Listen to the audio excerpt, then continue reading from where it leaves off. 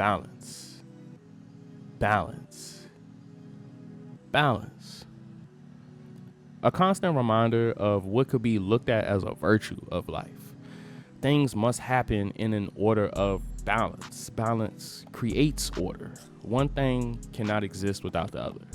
Hot, cold, dark, light, good, evil. We often disassociate how much this impacts us to our very core. And then we wonder why we experience things and then can't explain them. It's crazy because you could be going through the worst shit for a little stretch, a little run where you find yourself wanting to give up trying to be what you know you can be, and then out of nowhere, the tide shift, the tables turn. Your bad luck just turned into good luck.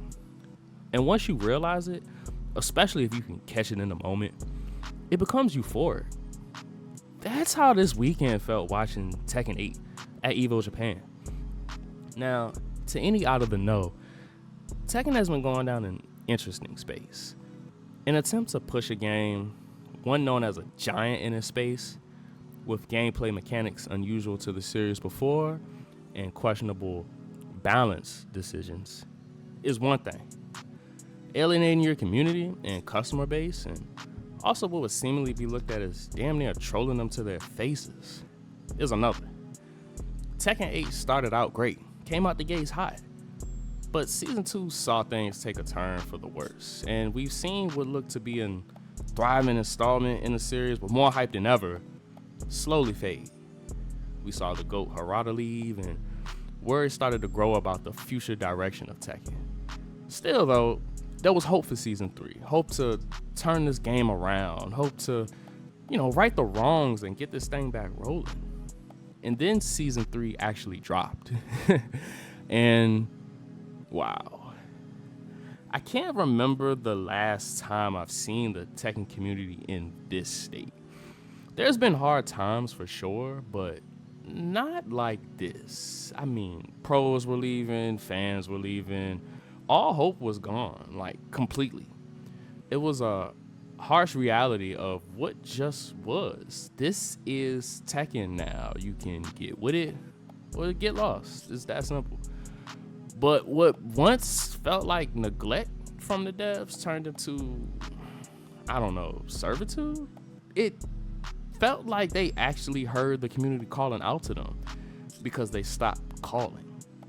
That brought us the next patch in Season 3 where heat was nerfed all across the board, nerfing essentially the entire cast. Not entirely, but a great deal, which was great for the balance of the game. And now we got a game to work with, and the play has been getting better and better, and it hasn't felt like what Evo Japan felt like in a long time. I mean, look, this tournament was a bloodbath, and I'm one that loves the storylines and all this. So you got Evo Japan, a grand stage to showcase off the game in its current state. How would the players react? And the entire tournament was super entertaining. But honestly, you could look at top 8 alone and it just tells so much of the story. I mean, we had Japan's own Ikari and winners along with Ulsan and Atif and Hafiz Tanvir, and then you got Ni, AK, Tetsu, the John, that rounded out losers. And as the day played out, certain things started to develop. Early on, you could see the character variation, and not only did you see different characters, but you saw players switch constantly mid-set. It was something super cool to see happen often at the highest levels on the biggest stage, and this was super cool. Another thing, and shout out to Majin Obama because he mentioned this, but you got to see Need, the legend for those who don't know, in his losers run, and a key aspect of his run being the fact that top 8 is now first to 3 per Tekken World Tour rules instead of first to 2 until winners, losers, and grand finals. This was very evident in Nee's run, as this lends to his game and allows him the needed time to adapt and adjust. And honestly, this is the first tournament that we've seen this be the case, and it could be interesting because this could be the case for many more players as well. So I think it's going to be very intriguing to follow and see as the tour goes on. The fact that Ikari went through a gauntlet to get to grand finals taking out Manga, Zoogle, Chikarin, AK, Hafiz Tanvir, and Nee. The fact that the last match we saw to decide it all was a battle between Mishimas. I mean, seriously, if you didn't know anybody or anything going on, you could just look at the screen and see Kazuya and Heihachi going at it, and without knowing anything, realize that this is Tekken.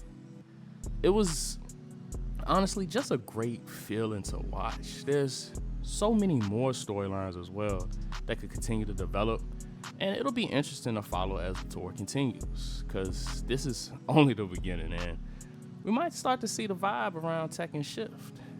Again, it's all about balance. I appreciate you all tuning in. I make variety content, but Tekken is my first love when it comes to video games, and even though they aren't perfect, I just can't help but be in their corner. If you enjoy this content, please subscribe, and I'll do my best to keep up with the tour as best I can. Catch y'all next time. Y'all be safe.